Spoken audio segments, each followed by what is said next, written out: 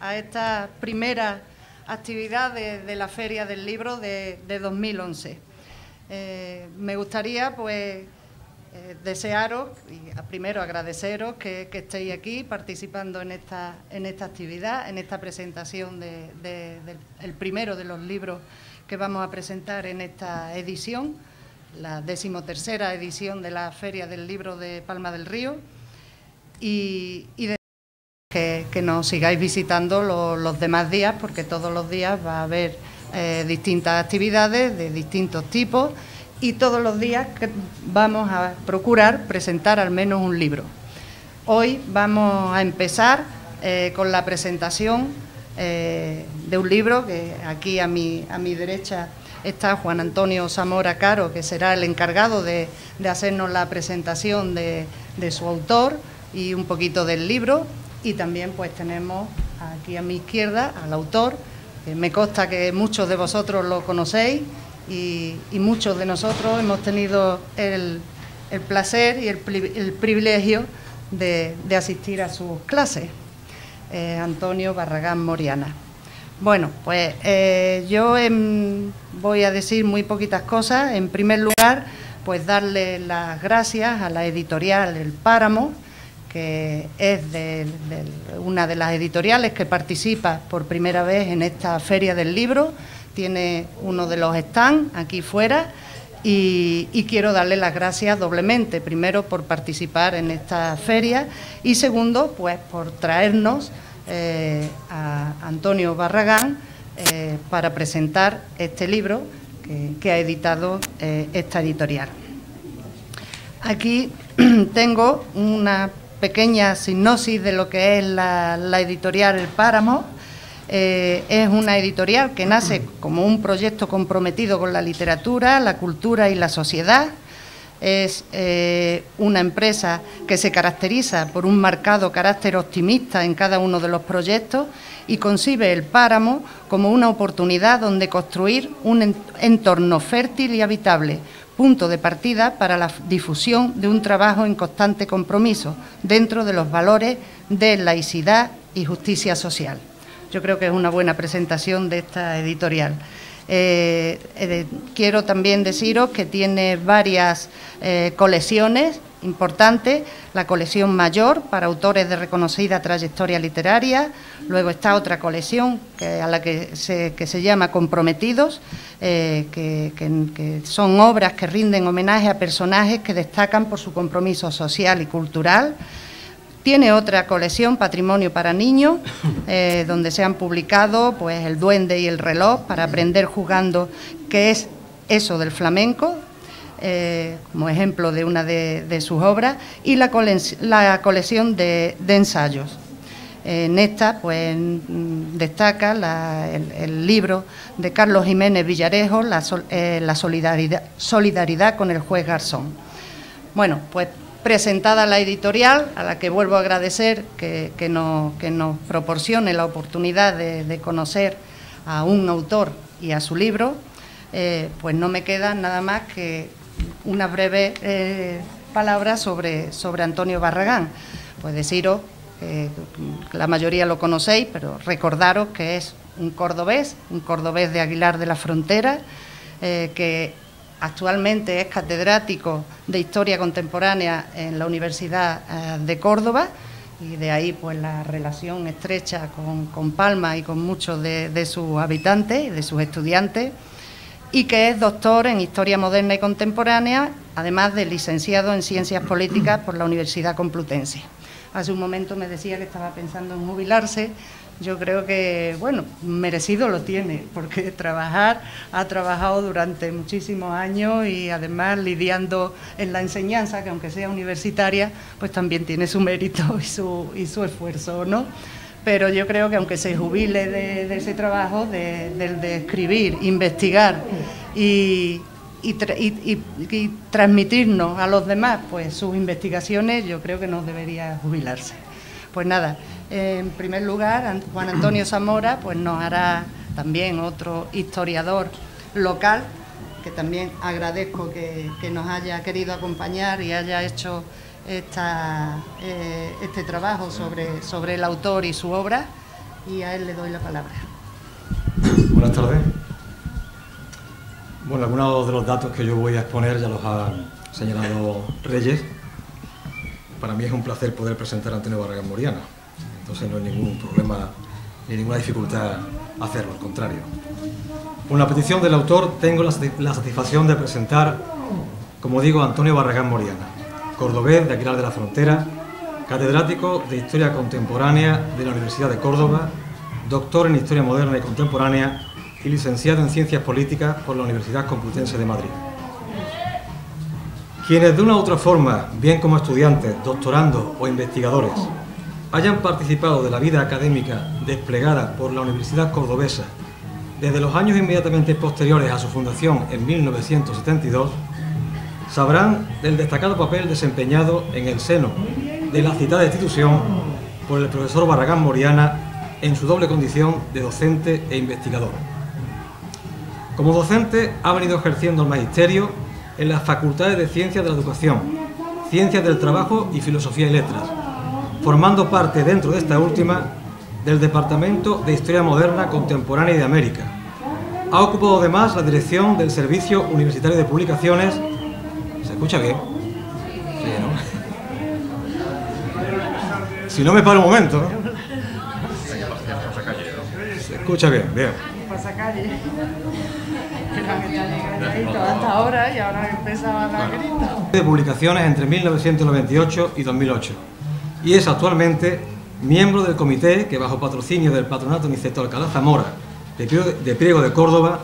organiza con carácter bianual los congresos sobre historia del republicanismo en España, congresos que este año han alcanzado su sexta edición. Centrándonos en su labor dentro del terreno de la investigación histórica, más de 70 publicaciones entre monografías, artículos, colaboraciones en obras colectivas, etc., le deben su autoría al tiempo que avalan la que es sin duda una fecunda producción científica, fruto de la cual son, entre otros muchos que sería prolijo enumerar, títulos como Córdoba, 1898-1905, Crisis social y regeneracionismo político, Conflictividad social y desarticulación política en la provincia de Córdoba, 1918-1920, con el que obtuvo el Premio de Investigación de Historia Social Juan Díaz del Moral en 1989, Realidad política en Córdoba en 1931 o Crisis del franquismo y transición democrática en la provincia de Córdoba 1975-1982. Títulos todos, nos atrevemos a asegurar, que han adquirido merecidamente la categoría de clásicos, en razón de ser consultados y citados por quienes, deudores de la profesionalidad de Antonio Barragán, se han dedicado a la paciente, a la par que enriquecedora tarea de recrear el pasado y de extraer las lecciones que ese mismo pasado se empeña, pese a todo, en ofrecernos. Títulos representativos, como decimos, de otros muchos, y que nos invitan a recorrer crítica y reflexivamente la historia social y política de la provincia durante la pasada centuria, que es lo mismo que decir la historia de España y de Andalucía a lo largo del siglo XX. Y es que, lejos de incurrir en parcialidad, el historiador que actúa, como es el caso, movido por el rigor y la honestidad intelectual, tiene muy presente el contexto general donde la génesis y desarrollo de los hechos se inscriben. Si bien el autor une a esta evidencia el acierto, uno más, en especial para el lector cordobés, de fijar su atención en los acontecimientos que marcan el devenir de su tierra, que es la nuestra. Es ahora cuando tenemos de nuevo constancia del buen hacer de Antonio Barragán Moriana por el libro Control Social y Responsabilidades Políticas, Córdoba, 1936-1945, reconocido en 2008 con el 7º premio de ensayo Corpus Varga e incluido dentro de un proyecto sobre la represión derivada de la guerra civil, del que forman parte más de 30 profesores e investigadores pertenecientes a las 9 universidades públicas andaluzas. Aunque a él corresponda detenerse en asuntos relacionados con el método de trabajo, el carácter y el contenido de la obra, me van a permitir un breve apunte acerca de lo que considero es uno de los elementos sobre los que se sustenta el interés, que es mucho, y la singularidad del libro que hoy nos reúne. Con él se cubre un importante vacío historiográfico. Hasta ahora se había tratado la represión durante la guerra civil y la posguerra a nivel provincial, tomando como objeto o elemento principal, que no único, de análisis, lo que podríamos denominar, el mismo autor así lo hace, represión física.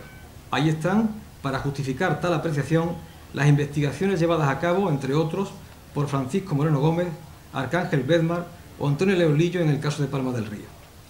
En esta ocasión, la novedad radica en que los parámetros adoptados para abordar la misma cuestión, esto es,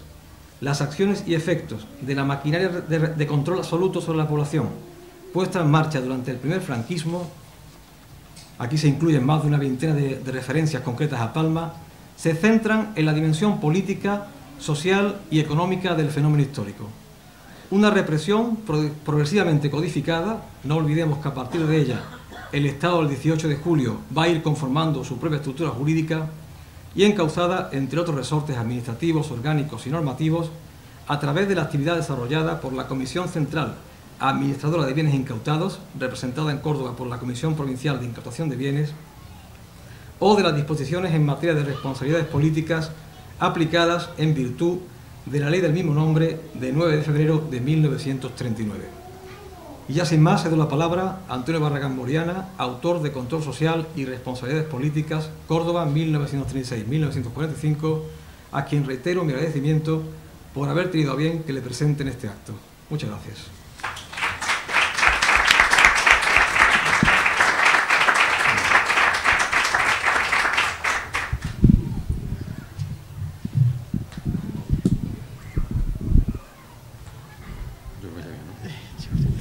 Buenas tardes a todas y a todos. Bueno, yo lo primero que tengo que hacer antes de comentar un poco lo que es el núcleo fundamental de mi trabajo, pues es naturalmente agradecer al Ayuntamiento de Palma del Río el que haya tenido a bien, pues dentro de los actos que configuran esta Feria del Libro, pues la presentación de mi obra Control Social y Responsabilidades Políticas en Córdoba. Es la segunda vez que en pocos meses estoy en esta ciudad. La anterior fue con motivo de la jornada de historia del Cardenal Portocarrero y siempre es para mí bastante grato el volver aquí y volver a encontrarme con tantos y tan buenos amigos, alumnos, algunos de ellos, colegas que uno tiene pues en este pueblo. Por supuesto, agradecer también a la editorial El Páramo, que me permite el sacar fuera del ámbito habitual en donde los historiadores desarrollamos nuestro trabajo, el ámbito académico, y sacar nuestra investigación fuera. Yo creo que para los historiadores nuestro esfuerzo queda un poco cojo si no somos capaces de proyectarlo y sacarlo fuera del propio debate académico. Entonces ya son, por lo menos que yo recuerde, 12 o 14 ocasiones en las que, naturalmente en Córdoba y en los pueblos más importantes de la provincia, los que gracias naturalmente al apoyo de la editorial, pues he tenido ocasión de compartir, de discutir, de reflexionar sobre lo que ha sido el objeto de mi investigación. Y por supuesto también agradecer estas cariñosas palabras que tanto Reyes como Juan Antonio han tenido conmigo, que bueno, que son, esto siempre se dice, parece que es un tópico, pero en este caso son verdad. Alumna y colega, antigua alumna y colega, que naturalmente reflejan pues afecto que uno pues es capaz de desarrollar con personas con las que tiene un contacto que no es solo el contacto académico, sino que es algo más que lo puramente académico. Por otra parte, yo tengo que decir que este libro es deudor del trabajo de personas como Juan Antonio o como Antonio León, porque cuando yo estaba hace 4 años rastreando un poco los documentos, la información para configurar el proyecto, pues naturalmente vine a Palma del Río a rastrear en su archivo local y naturalmente uno de los archivos que en mejores condiciones yo encontré y las personas que venían conmigo para poder configurar un poco el ámbito de mi investigación, pues fue este archivo. Hay una colección de documentos que ellos conocen muy bien, es una colección facticia que ellos me hicieron llegar, en donde pues yo encontré documentación sobre personas importantes, personas que fueron sujetos de la represión en este pueblo, como el alcalde socialista Atalaya, como el médico Huelva Becerril, como algunos de los componentes de la logia masónica Luz y Prosperidad, y que desde luego encontré bastante documentación. Posiblemente luego tendré ocasión de referirme más concretamente a este asunto. Decirle a ustedes, ya se ha comentado, que este trabajo, este libro, es el resultado parcial de un proyecto de investigación que vincula, como decía Juan Antonio hace unos momentos, a más de 30 profesores de las 9 universidades públicas andaluzas y que viene siendo financiado por la antigua Consejería de Justicia, a la actual Consejería de Justicia y Presidencia de la Junta de Andalucía, y que tiene como objeto medir la intensidad en la aplicación de una de las leyes, de las primeras leyes represivas de la dictadura franquista, la Ley de Responsabilidades Políticas de 9 de febrero de 1939. De los datos que ya llevamos recogidos, los investigadores que estamos vinculados a este proyecto y que a mí, con lo que respecta a la provincia de Córdoba, me han permitido pues trabajar y publicar esta obra, pues sabemos que esta ley afectó a no menos de 65.000 andaluces y, concretamente, entre 9.500 y 10.000 cordobeses. Como ustedes verán cuando tengan ocasión de contactar con el libro, uno de los apéndices controla pues pueblo a pueblo, y no son todos, porque me consta que hay personas que fueron represaliadas, a las cuales se le incoó expediente en virtud de esta ley y que no aparecen en el listado. Significa que las cifras que doy son mínimas. En fin, esto de alguna manera pues no da idea de la intensidad de la aplicación de una de las dimensiones represivas más importantes, dimensión jurídica, de la dictadura franquista. Luego me referiré con más detalle a este asunto, pero tengo que decirle a ustedes que si yo les digo que la guerra civil es el acontecimiento más importante de nuestro pasado siglo XX, de la historia de nuestro pasado siglo XX, no les digo nada que no sea conocido por todos los que aquí estamos. Si yo les digo que también que sobre sus catastróficos resultados se iba a configurar un régimen dictatorial que supondría que nuestro país atravesara una larga travesía en la que las dificultades de todo tipo, sociales, políticas, económicas o institucionales, iban a estar a la orden del día y que darían lugar a una serie de procesos de recesión económica, de deterioro político y de atraso social que, por ejemplo, desde el punto de vista de la renta per cápita, nos retrotrajeron a varios lustros, a la que tenía España varios lustros antes de la Guerra Civil. O que, por ejemplo, las cifras del Producto Interior Bruto, de lo que se llama la renta nacional, bajaran a los niveles de los años 20. O que no se recuperaran los índices de producción industrial o de eficiencia económica habidos durante los primeros años de la República hasta precisamente los años 50. Esto yo creo que es algo que es de sobra conocido por todos y que la historiografía más solvente ha dejado en claro. Y sobre todo también hay que demostrar, hay que plantear y dejar constancia que como resultado de la guerra civil, la sociedad española se iba a mantener absolutamente al margen, dado su grado de funcionamiento autárquico y aislado del periodo de mayor expansión económica que viviría toda Europa tras la Segunda Guerra Mundial. Al margen, en definitiva, de lo que estaba suponiendo la puesta en marcha, gracias a una serie de políticas llamadas keynesianas, de recuperación económica, de implantación del estado del bienestar, con sus planteamientos de cobertura de derechos sociales, de extensión de las libertades cívicas, de políticas de acción social, etcétera, etcétera. En España hay que esperar hasta la implantación de la democracia para, naturalmente, poner en marcha todas estas políticas del Estado social. Finalmente, hay que decir que la dictadura franquista, eso hay que plantearlo también, pudo mantenerse durante tanto tiempo, casi 40 años, gracias a que fue capaz de evolucionar en sus mecanismos de represión y de control social y político. Gracias también a la articulación de un cierto consenso interno. No se puede decir que en ese sentido la dictadura no contara con sus propios apoyos sociales y gracias también a circunstancias de carácter internacional. La Guerra Fría, el anticomunismo practicado por una gran parte de las democracias occidentales en los años 50, 60, etcétera. Esto es algo que hoy por hoy yo creo que está fuera de toda duda. Sin embargo, y esto es lo que es importante y yo creo que es parte de lo que yo intento plantear en mi libro. Sin embargo, parece ser que sobre otras cuestiones, también referidas al estudio de la guerra civil y de sus consecuencias políticas, no parece que exista tanto acuerdo interpretativo,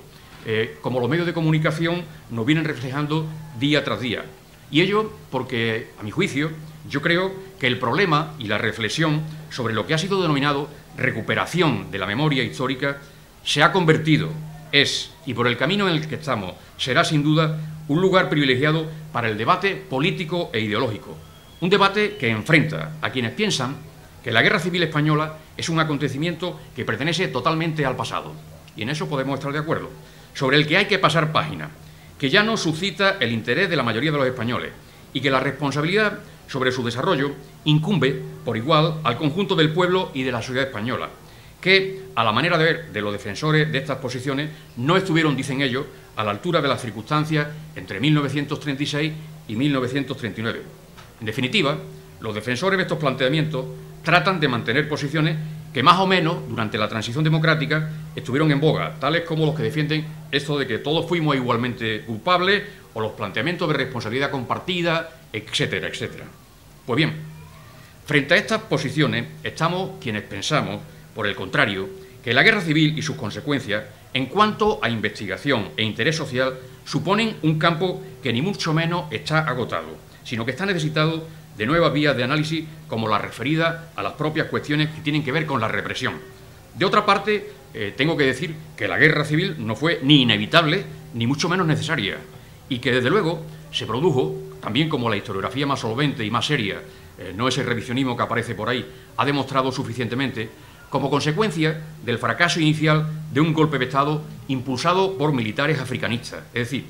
nosotros sostenemos que no había motivos como los que adujeron los inspiradores del golpe, Mola, Sanjurjo, Saliquet, el general Franco, entre otros, para salvar, decían ellos, a la patria en peligro, y que en su diseño y preparación intervinieron también una serie de tramas civiles que representan intereses y grupos retardatarios opuestos por cualquier medio al proyecto reformista que la República había intentado desarrollar desde el propio día 14 de abril de 1931, y que además mantenemos que una vez finalizada la guerra, el régimen del general Franco no solo no realizó ningún esfuerzo para fomentar la reconciliación entre vencedores y vencidos y crear así un marco de convivencia social, sino que todo lo contrario, los vencedores se dedicaron en cuerpo y alma a practicar un excremiento generalizado que condenó a la marginación y a la humillación a todos los que habían sido partidarios de la República, generándose de esta forma una fractura social que modeló durante varias décadas, yo creo que aún lo sigue haciendo, a la sociedad española.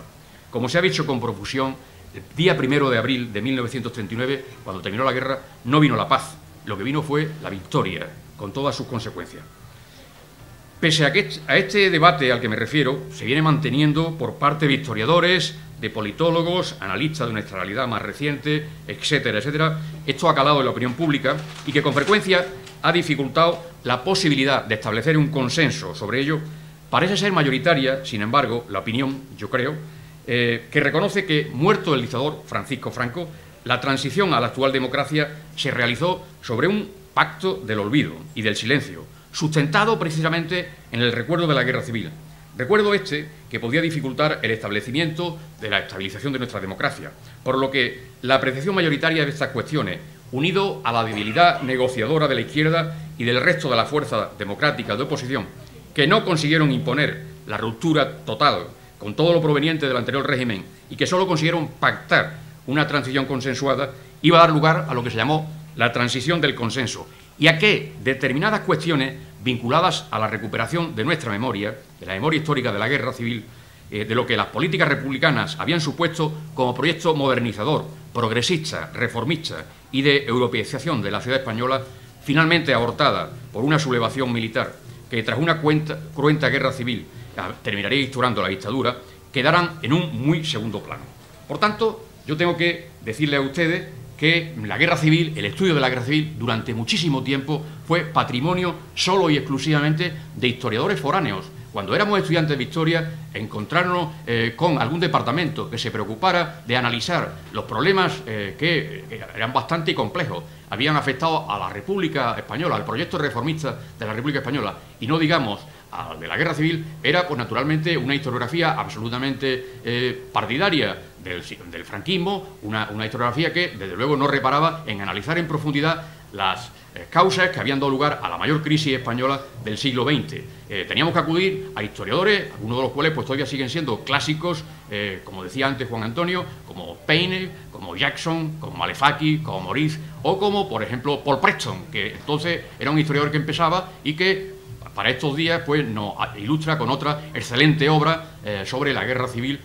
denominada el Holocausto español. Pero las cosas afortunadamente han cambiado. Desde hace 15, 20 años, yo creo que la historiografía española está en condiciones de estar al mismo nivel que estos historiadores extranjeros, que eran los que de alguna manera nos planteaban cuestiones sobre la guerra civil, que eran cuestiones que a los historiadores profesionales nos venían interesando. Yo creo que, por ejemplo, los trabajos que realiza el equipo de Julián Casanova desde la Universidad de Zaragoza, o los trabajos que realiza la Cátedra de la Memoria del siglo XX de la Universidad de Madrid, dirigida por Julio Aróstegui, o los que vienen desarrollándose en cualquier otra universidad española, creo que están a la altura, hoy por hoy, de los trabajos que puedan hacerse en departamentos, en universidades de fuera de España, sobre la Segunda República, sobre la guerra civil. Y precisamente este nuevo estímulo, estos nuevos bríos que ha tomado la historiografía española sobre la guerra civil, pues tienen como eje fundamental el estudio de la violencia. Yo creo que a los historiadores que recientemente nos ocupamos sobre este asunto, sobre la violencia política, sobre la represión, pues nos ha venido muy bien el trabajo que vienen haciendo las asociaciones de recuperación de memoria histórica que existen tanto en las ciudades como en los distintos pueblos de España. Yo creo que estas asociaciones han puesto el dedo en la llaga y nos han dicho a los historiadores cuáles han sido los déficits que la universidad tradicionalmente ha venido abandonando. Yo creo que en función de esto, a mi manera de ver, la represión, la violencia política, tal como se plantea durante la dictadura franquista y durante los años 40, esos difíciles y complejísimos años 40, se manifestó al menos de 4 formas. Una primera forma es la violencia, la pura violencia física, una violencia física que terminó llevando al paredón de ejecución por la aplicación del bando de guerra o por como consecuencia de los resultados de los consejos sumarísimos de urgencia, pues a no menos de 12.000 cordobeses, según los datos que nos ha dado recientemente en su obra El genocidio franquista en Córdoba, el profesor antecitado Moreno Gómez. Fueron naturalmente años difíciles, tanto los años de la guerra, en la medida en que el ejército golpista iba ocupando naturalmente las zonas que hasta ese momento controlaba la República, pero no menos difíciles fueron los primeros años de posguerra, el año 40, 41, 42, en donde pues esta máquina sanguinaria de eliminar físicamente a los republicanos pues siguió haciéndose notar. Hay una segunda visión de la violencia política, de la represión, que para los historiadores es muy difícil que la podamos transmitir, porque realmente es muy difícil de cuantificar. Cualquiera que haya leído alguna obra de Méndez, Los girasoles ciegos, por ejemplo, o de Dulce Chacón, pues sabe a lo que me estoy refiriendo. Es una dimensión de represión, de violencia, que está en el ambiente, producto del miedo, producto de prácticas sociales y que realmente para nosotros es muy difícil de aprender. Quizás, como digo, los creadores literarios se hayan aproximado a ese tipo de represión con mucha más justeza que la misma que podamos establecer nosotros. Hay una tercera dimensión represiva, que es la derivada naturalmente de la legislación. Este derecho represivo que naturalmente es parte importante del trabajo que yo aquí os he venido a plantear. Son una serie de decretos, de disposiciones legislativas, de normas, que fundamentalmente son 3 las más importantes y que durante estos primeros años de la dictadura franquista pues plantean ese edificio represivo y que son, por un lado, la Ley de Responsabilidades Políticas de 9 de febrero de 1939, la Ley de Represión contra la Masonería y el Comunismo de marzo de 1940 y la Ley de Seguridad del Estado de abril de 1941. Sobre esos 3 documentos, fundamentalmente, se va a centrar todo este derecho represivo que pone en marcha la dictadura desde los propios finales de la guerra civil y comienzo del régimen franquista. Y finalmente hay una cuarta dimensión represiva, que es la que se pone en marcha pues ya después de la Segunda Guerra Mundial, concretamente a partir de 1947, cuando se aprueba el decreto sobre bandidaje y terrorismo, cuando los republicanos españoles, que muchos de ellos han estado esperando de que acabe la Segunda Guerra Mundial para ver si en España van a cambiar las cosas, se dan cuenta de que efectivamente el régimen se va a consolidar y evidentemente el movimiento guerrillero en ese bienio, la provincia de Córdoba es un claro ejemplo de esto que les estoy comunicando a ustedes, pues tiene una fase de mayor dinamicidad y naturalmente hay una legislación que procura reprimir ese movimiento guerrillero y que en ese bienio 47-49 se plantea para todo el conjunto del país. Pues bien, estas 4 grandes dimensiones de la represión, de la violencia política, van a acompañar a lo largo de la dictadura, a lo largo de prácticamente pues hasta el mismo momento de su extinción. No hay que olvidar que en septiembre de 1975, pocos meses antes de que muera el general Franco, se producen las últimas ejecuciones. Y, obviamente, la fase en la aplicación de esta represión jurídica, fueron distintas en función, naturalmente, de la propia evolución de la naturaleza del régimen. Mientras que, digamos que durante la guerra y la inmediata posguerra predomina la jurisdicción militar, es decir, son consejos en la justicia militar, son consejos de guerra los que se aplican fundamentalmente. A partir de finales de los años 50, comienzo de los 60, la jurisdicción civil, el endurecimiento del Código Penal, pero también la jurisdicción militar se ocupa, obviamente, de controlar toda esta subversión, se decía, que podía, naturalmente, poner en cuestionamiento las bases del régimen. Y, finalmente, en los años 60, pues el régimen empieza a abandonar prácticas jurídicas que están, digamos, ya salidas de moda, y naturalmente eso no significa que abandone la represión. A partir de 1963 aparece una jurisdicción especial, el Tribunal de Orden Público, que obviamente llega hasta prácticamente los últimos estertores del franquismo. El Tribunal de Orden Público fue eliminado, pues, prácticamente en los inicios de la transición democrática como un tribunal excepcional. Un tribunal que juzgaba delitos sociales y delitos políticos, pero realmente estaba, naturalmente, para reprimir cualquier activo sindical o político de represión, naturalmente, que se intentara cuestionar las bases de la dictadura. Realmente, lo que les tengo que decir es que la Ley de Responsabilidades Políticas es el primero de esos textos jurídicos y es un texto que, como digo, se aprueba el 9 de febrero de 1939, cuando la guerra ni siquiera ha terminado, cuando se ha producido el hundimiento del frente en Cataluña, cuando en aquel invierno crudísimo del año 39, y todos hemos visto imágenes de ese invierno, el ejército republicano derrotado, el ejército republicano y población civil, entre ellos Antonio Machado y su anciana madre, atraviesan los Pirineos y, naturalmente, van a dar con sus huesos, pues, a la otra parte de la frontera y, naturalmente, van a parar a esos campos de refugiados, a esos campos de prisioneros. Pues bien, en ese contexto del invierno del 39 se publica esta Ley de Responsabilidades Políticas. Y desde el principio el franquismo tuvo muy claramente cuál era la intencionalidad de esa ley. Me van a permitir ustedes que les lea 4 líneas, porque en el preámbulo de la ley yo creo que se definen perfectamente cuáles son sus objetivos. Y dice así: próxima la total liberación de España. El Gobierno, consciente de los deberes que le incumben con respecto a la reconstrucción espiritual y material de nuestra patria, considera llegado el momento de dictar una ley de responsabilidades políticas que sirva para liquidar las culpas de este orden contraídas por quienes contribuyeron con actos u omisiones graves a forjar la subversión roja, a mantenerla viva durante más de 2 años y a entorpecer el triunfo providencial e históricamente ineludible del movimiento nacional. Yo creo que es algo que plantea de manera evidente cuál iba a ser la intencionalidad de esta ley de responsabilidades políticas. Por parte de los juristas, no por parte de los historiadores en este caso, se ha intentado analizar el propio contenido jurídico de esta ley y todos, de alguna manera, concuerdan en señalar que fue una auténtica aberración política. Y algunas de las razones por las que dictaminan o plantean que esta ley era una auténtica aberración política, pues son las siguientes. En primer lugar, se trataba de una jurisdicción especial, mientras que lo que caracteriza a un Estado de Derecho es, naturalmente, la unidad jurisdiccional. Esta jurisdicción especial, pues, se iba a alinear junto a la jurisdicción contra la masonería y el comunismo, etcétera, etcétera. En fin, realmente esto es algo que ya está planteándonos que es algo excepcional.